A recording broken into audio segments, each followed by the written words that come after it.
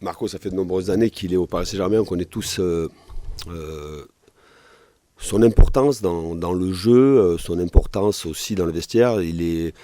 Souvent, il fait le lien entre les uns et les autres. Il est à la fois jovial, mais aussi concentré sur la compétition.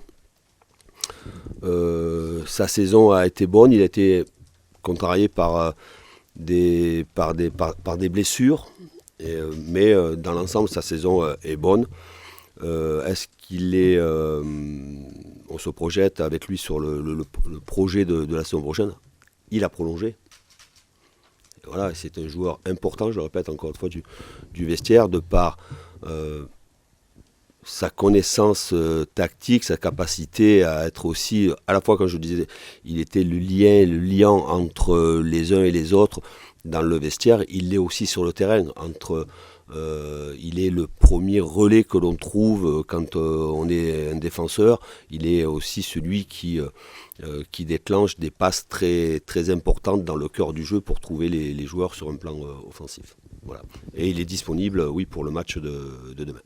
Par rapport à la première partie de la question, nous travaillons avec Louis sur l'architecture de l'effectif la saison prochaine, avec les modifications que l'on souhaite apporter pour améliorer l'équipe, pour avoir peut-être plus de variété dans notre jeu, que ce soit à travers les différentes organisations, avoir un meilleur équilibre. Nous travaillons depuis des semaines et aussi la semaine dernière, plus précisément. Est-ce que je suis persuadé d'être l'entraîneur la saison prochaine? Je me projette pour être l'entraîneur de la saison prochaine au Paris Saint-Germain. Je crois qu'il y aura un bilan qui va être fait. Vous êtes, vous, dans l'instantané, ce que je peux comprendre, mais il y aura un bilan de fait en fin de saison, même si j'échange beaucoup avec Louis, on échange beaucoup aussi avec notre président. Mais ce bilan sera fait à la fin de la saison. Il ne faudra pas oublier que c'était une saison singulière, avec une compétition internationale, la plus belle des compétitions en plein milieu de saison, et que automatiquement il faudra bien analyser ce qui s'est passé au début sur la première partie de saison et la deuxième partie. Pourquoi ? Pour quelles raisons ? Est-ce que ça vous paraît... Est-ce qu'il y a un manque de visibilité ? Je ne le crois pas. Du moins en interne, il n'y en a pas de manque de visibilité. On sait sur quoi nous devons axer notre réflexion, sur quoi nous devons travailler pour améliorer encore notre effectif, pour que notre jeu s'améliore. Est-ce que cette saison-là va faire réfléchir certains joueurs sur l'envie éventuelle de venir à Paris? Croyez-moi qu'il y a beaucoup de joueurs qui veulent venir rejoindre le Paris Saint-Germain. Pour faire tourner, vous savez, l'effectif est quand même affaibli. Hein. On a 4 joueurs, 5 joueurs qui ne peuvent pas jouer, dont 3 qui ne pourront pas jouer jusqu'à la fin de la saison. On arrive dans une période que tout le monde pense relâche. J'en ai parlé avec mes joueurs aujourd'hui. À Angers, le stade va être plein. Il y a une équipe qui va être complètement libérée, sans aucune pression, et qui voudra sortir le gros match de la saison, faire en sorte de faire tomber le champion. Ils sont arrivés à faire un bon match nul face à Nice. Ils sont arrivés à battre Lille. On n'a pas le droit au relâchement.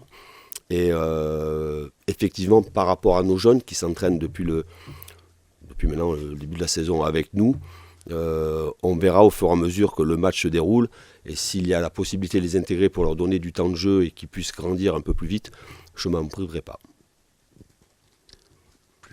Non, il n'y a pas de problème. Hugo travaille sérieusement. Quand il travaille sérieusement, il travaille même plus que d'autres joueurs quand il n'a pas de temps de jeu. Actuellement, il n'en a pas. Il y a aussi l'architecture de l'équipe qui fait que les circonstances font que l'effectif est affaibli, et que pour garder un certain équilibre, puisque vous êtes aussi les premiers à constater que Voilà, on a un problème d'équilibre.